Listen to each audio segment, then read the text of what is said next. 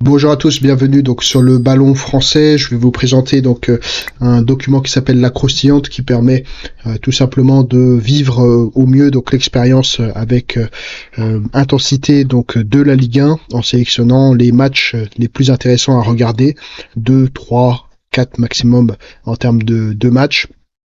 Et grâce à cette croustillante, on a aussi d'autres documents qui sont disponibles, notamment plus sur une analyse globale de la Ligue 1, d'un point de vue plus statistique, et de manière plus précise, notamment sur un focus sur chacun des clubs, leur progression et différents éléments qu'on regarde, notamment sur l'aspect donc des dimensions. Donc il y a 5 dimensions qui sont observées, notamment équipe, coach, classement, dynamique et émotion, qui permettent d'effectuer donc la sélection des matchs à regarder les plus intéressants. Ensuite, donc on a sur cette croustillante plusieurs parties, notamment les principales, un retour sur l'outil, sur son efficacité, tout simplement.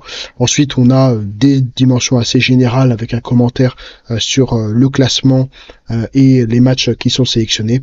Ensuite, on regarde pas cet élément dans le détail sur la vidéo, mais on a un tableau croustillant. Puis ensuite, chacun des matchs font objet de différents analyses que je vais pouvoir vous proposer. Et puis ensuite, on fera un focus sur un aspect, sur une statistique qui nous intéresse, avec voilà, comme ça, vous aurez plusieurs aspects. Alors ensuite, il y aura une autre vidéo qui sera proposée, notamment avec notre partenaire donc AC Prono qui propose un certain nombre de pronostics. Il y a eu une évolution sur ce document, notamment pour cette journée 10 et puis pour les prochaines. Donc sur le sélection donc de la journée donc 9, on a eu 3 matchs qui ont été sélectionnés. En sélection technique, on a eu l'OM, le Paris Saint-Germain. Donc sur ce match-là, donc il n'a pas en tout cas répondu à ce souhait-là, ou en tout cas cette importance du classique, du classico, avec un Paris Saint-Germain qui a obtenu donc 3-0. Donc là, on est sur un match spectaculaire, donc ça a validé l'intérêt de la croustillante, même s'il y a eu évidemment des déboires et notamment un carton rouge qui a déséquilibré un certain nombre d'aspects, mais dans la croustillante, il y avait un aspect qui était sur celui de l'émotion à prendre en considération sur ce match, évidemment, notamment au Vélodrome, mais en tout cas le match a validé donc son intérêt. Ensuite, donc on a la sélection du chef, donc on a eu Nice et AS Monaco, et puis ensuite RC Lens, LOSC. Donc pour Nice et AS Monaco, donc Nice à domicile donc a gagné et retourné le favori qui était AS Monaco, puisqu'il y avait quand même un écart important en termes de classement. Donc le non-favori qui gagne, là, on valide évidemment l'intérêt de la croustillante. Et puis ensuite, on a RC Lens, LOSC, avec un RC Lens qui était invaincu, tout simplement, et le LOSC qui gagne en fait au final 2-0. Donc là, on est plutôt sur l'écart de but qu'on a retenu, mais globalement, en fait, voilà, le RC Lens était le seul en fait à ne pas avoir subi de défaite. Donc on pourra regarder ça précisément, mais en tout cas pas de défaite pour le RC Lens. Alors d'ailleurs pas de défaite. Si, il y a une défaite pour le PSG, mais voilà. Donc ça valide évidemment l'intérêt de la croustillante. Ensuite, donc sur donc l'intérêt de la croustillante, sur le suivi, on a plusieurs aspects. Premier aspect, c'est évidemment sur la croustillante elle-même, et puis le deuxième aspect que j'ai rajouté, et puis il y aura un élément en plus qui sera rajouté par la suite, que je vous expliquerai, c'est le suivi de la performance du partenaire AC Prono, qui propose un certain nombre de paris. Donc là, sur l'écart de la croustillante, à ce qui nous intéresse en rouge, on est sur 2 journées, donc la journée 8 et 9, où l'écart est à 0, c'est-à-dire que la croustillante valide son intérêt. On a toujours oscillé entre 1 et 0, donc le plus intéressant c'est évidemment 0, puisque c'est la différence entre le nombre de matchs sélectionnés et l'intérêt validé de la croustillante. Sur l'aspect plutôt résultat donc des pronostics, on a au final, on avait plutôt une bonne tendance. On regarde ici au niveau d'AC Prono, on avait une bonne tendance qui était autour entre en gros 70 et quasiment 40% de réussite. Et en fait, on a une chute sur le dernier, notamment avec évidemment le non favori qui n'a pas gagné, et puis le match de Nice. Donc quand on regarde sur 5 matchs en données glissantes, on constate que sur les 5 matchs, on a une diminution de la réussite, notamment du partenaire, donc assez prono. C'est un élément qu'on va évidemment suivre, mais globalement on est quand même même à part sur cette dernière phase, sur une assez bonne tendance. Enfin, alors c'est pas forcément la bonne tendance, mais par contre on est sur des assez bons résultats.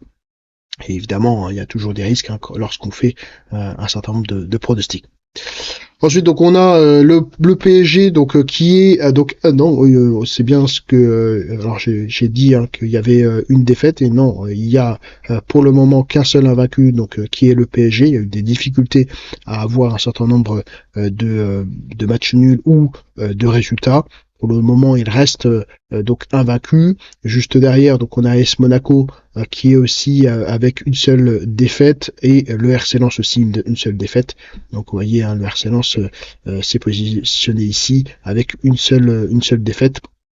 Ce n'est 5e. Donc on a le PSG à 23 points, ensuite on a l'AS Monaco, et puis ensuite l'OM reste en dessous de l'échappée avec le LOSC, notamment donc avec 17 points pour les deux. Le RC Lens donc est un petit peu derrière avec Reims et l'OL. L'OL qui revient tranquillement, qui fait plutôt un bon début de saison avec Reims notamment. Donc il y a aussi des choses qui sont assez promettrices pour cette année, pour l'OL. L'OGC Nice donc est encore un petit peu en dessous de ce qu'ils peuvent faire, mais reste encore dans la course avec Strasbourg. Strasbourg est un petit peu plus irrégulier, on le voit, un 3-4-2 au niveau de ses résultats comptables. Brest se repositionne tranquillement en 10e place, mais voilà, vraiment des grosses difficultés, 4 victoires, 4 défaites, 1 nul. Le Rennes, c'est pareil, on est un peu en questionnement sur ce cas, avec seulement 11 points.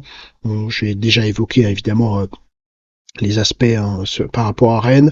Nantes décroche un tout petit peu. Alors ils ont eu des gros matchs, notamment avec le GC Nice. On a des matchs quand même importants avec toujours des gros cylindrés, donc c'est difficile pour Nantes, mais voilà, ils gardent encore en tout cas des gros fondamentaux. La JOCR est en train de se repositionner, alors avec un nul et une victoire, et notamment sur tous les derniers qui ont obtenu que des défaites. On peut vite et rapidement monter quand on est tout en bas du classement. Toulouse, voilà, des grosses difficultés cette année. Ils payent peut-être les résultats en tout cas de leur stratégie, avec 14e. Bon, ils auraient obtenu une victoire sur le dernier match, un match nul. Pareil donc pour Angers, là, qui se repositionne, 2 matchs nuls, on a une victoire, et puis très difficile pour la SSE, Le Havre. Le Havre qui veut absolument se reprendre, et puis Montpellier, même malgré Jean-Louis Gasset, qui a encore une défaite, lanterne rouge. Donc peut-être que des choses vont être mises en place avec Jean-Louis Gasset. Concernant donc le calendrier, donc on a AS Monaco Angers, donc le vendredi soir, on a un très gros match, LOSC OL. Ensuite donc on a sur le samedi, donc gros match PSG RC Lens. On a aussi Brest OGC Nice, ASSE donc Strasbourg. Et puis enfin, on reste avec Toulouse-Reims, qui pourrait être peut-être intéressant, en tout cas sur le papier. JOCR Rennes, là, pour peut-être que Rennes puisse se reprendre. Là, les deux qui souhaitent absolument se reprendre et peut-être gagner un petit peu de points, ça pourra être un match en tout cas avec enjeu. Et puis FC Nantes OM, OM qui revient avec une défaite, le FC Nantes qui veut absolument gagner. Ça va être évidemment intéressant à regarder.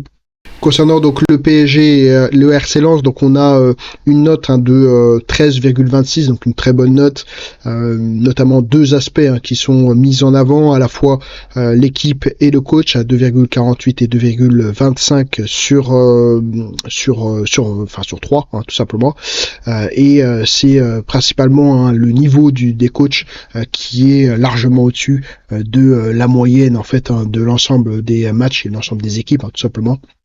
Donc ça va être évidemment cet aspect qui va être intéressant avec une coefficient d'intensité de 2 sur 3 notamment, puisque il reste quand même assez écarté au niveau du classement, mais c'est principalement la tactique qui va faire la différence, puisqu'on connaît évidemment style, sa capacité à proposer des choses, à varier et à être dynamique dans sa capacité tactique, et puis Luis Enrique qui propose des plans de jeu, une tactique très avec des gros fondamentaux, des grandes lignes directrices.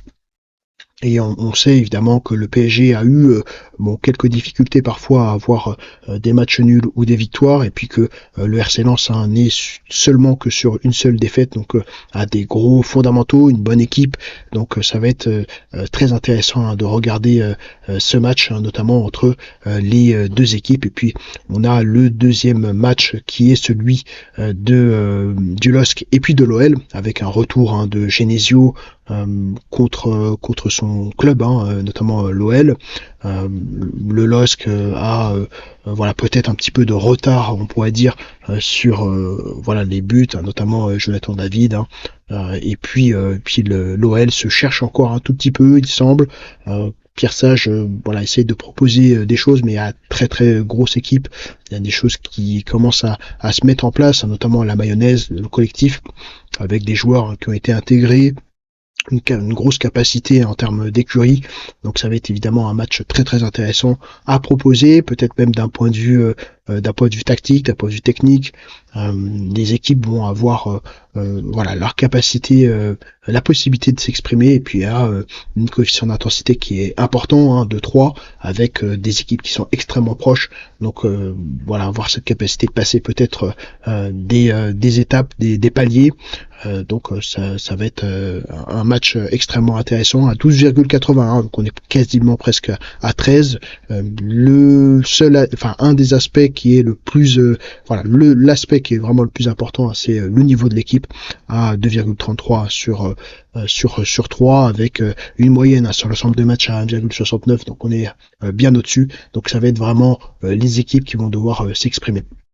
Ensuite, donc on a sur le tableau général de la Ligue 1, donc on voit évidemment le recalcul qui a été effectué. On le voit évidemment ici au niveau du classement pour que ce soit beaucoup plus dynamique. Mais ici, ce qui va nous intéresser, c'est l'augmentation du niveau de l'entraîneur, notamment avec quelques ajustements qui ont été effectués. J'essaye vraiment de travailler à la fois, de prendre en compte en fait le niveau intrinsèque, on va dire, du coach, mais aussi de le mettre en relief par rapport au niveau de l'équipe. Donc c'est pour ça que, sans rentrer dans les détails, il y a une baisse du niveau des coachs qui sont évidemment importants, des coachs qui sont dans des équipes importantes, qui en fait délivrent pas mal en termes de performance. Donc on a ce travail-là d'un point de vue du calcul, qui permet en fait de à la fois avoir une note qui soit progressive, qui évolue en fonction des performances de l'équipe, mais aussi qui soit circonstanciée par rapport, je dirais, à l'équipe en fait. Donc ça c'est vraiment important, c'est-à-dire qu'un coach qui est dans une équipe moyenne a plus de chances, on va dire, d'avoir un certain nombre de points par rapport à un coach qui pourrait être moyen dans une grosse équipe. Voilà, donc c'est vraiment le travail qui est effectué, mais aussi on prend en compte le fait évidemment que les équipes, quand elles sont dans le top 10, elles peuvent avoir, elles ont tout simplement un bonus de l'équipe qui est au top 10. Donc vraiment tous ces éléments ont été pris en compte. Donc on voit sur cette journée Beaucoup d'éléments sont pris en compte. Sur la journée 10, on voit l'augmentation du niveau de l'entraîneur. De manière assez globale, on est soit sur une stagnation, soit une augmentation du niveau, que ce soit au niveau de l'équipe, au niveau aussi de l'aspect émotionnel, et puis surtout, c'est vraiment le niveau d'entraîneur qui, sur cette journée, augmente. Donc ça, c'est plutôt intéressant. On va pouvoir suivre en tout cas cet aspect. Si vous souhaitez plus d'informations, n'hésitez pas. Et puis on se retrouve bientôt sur de nouvelles vidéos et notamment sur les pronostics de AC Prono. Merci à vous.